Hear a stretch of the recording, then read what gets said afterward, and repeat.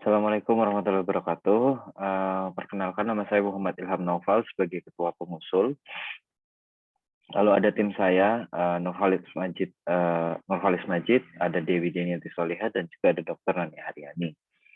Nah, kami saat ini, beberapa anggota kami telah melakukan beberapa riset mengenai optimalisasi kinerja dan juga managerial performance. Ini akan berhubungan dengan output yang akan kami hasilkan untuk kita kasih. Jadi untuk roadmap output sendiri kami ambil dari yang tahap pertama, yakni jalur riset yang telah dilakukan sebelumnya, kemudian ada juga pengembangan produk dan program dari hasil riset tersebut, kemudian tahap ketiga adalah program berkelanjutan yang nantinya akan digunakan oleh kita kasih. Gitu ya. Untuk rekam jejak saya sendiri, sekarang saya menjadi Head of Incubator Business. Saya juga pernah mengerjakan project SOP Bayarin ya, startup PPOB, dan juga beberapa project lainnya. Kemudian sebelum kita masuk ke kata kasih, kita perlu ketahui bahwa Indonesia sekarang menjadi negara 4 terbesar di dunia yang menghasilkan kopi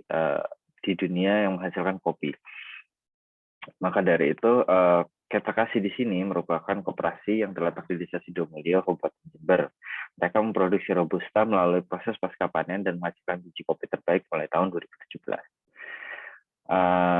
Saat ini Kata Kasih masih bersifat agregator, di mana mereka hanya sebagai supplier atau pengepul untuk pihak ketiga melakukan ekspor ya.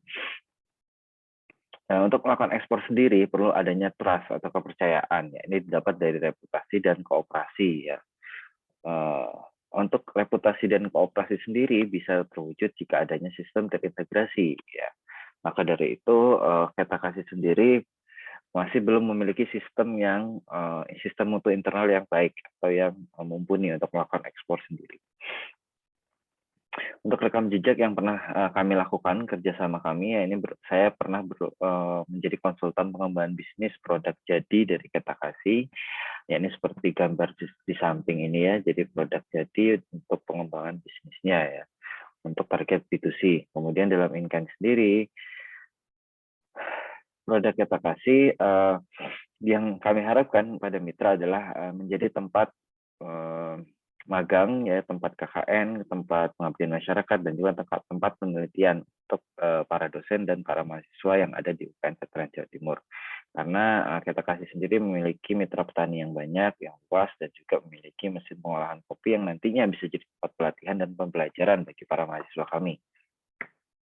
Untuk roadmap yang nantinya akan terjadi adalah yang pertama Juni sampai Juli kami akan melakukan benchmarking terlebih dahulu terhadap koperasi jenis yang telah melakukan ekspor. Agustus sampai Oktober, yakni pendampingan pembentukan SOP dan KPI, serta proses bisnis dan pengembangan SDM internal dari pihak Kata Kasih. Dan November sampai Desember nantinya akan pembentukan sistem manajemen terintegrasi yang akan diwujudkan sebagai output akhir. Untuk keluarannya ada 4 ya, Integrated Management System, berbasis digital, panduan SOP dan KPI, instrumen program kemitraan koperasi, dan jurnal internasional.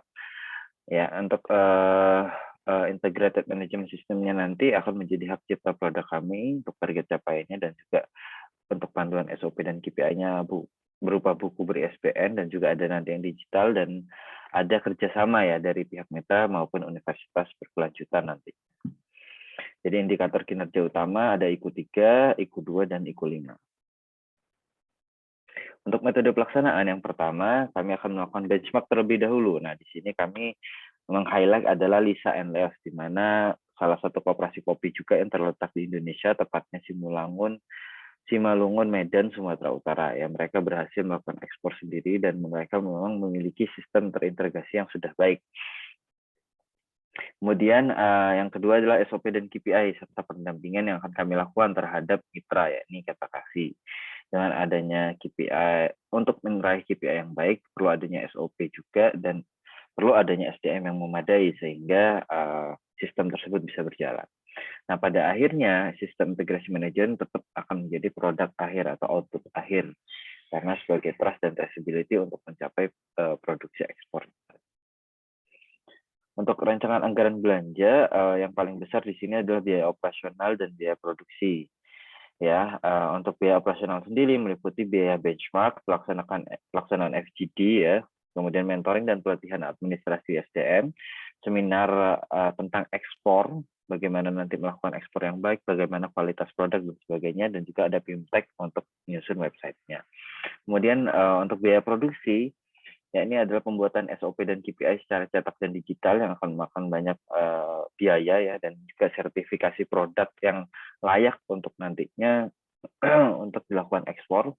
Kemudian adalah pengadaan software, yakni menyewa tenaga ahli untuk menciptakan softwarenya, namun sistem proses bisnisnya nanti kita akan diskusikan bersama. Oke, mungkin itu saja dari saya. Terima kasih. Wassalamualaikum warahmatullahi wabarakatuh.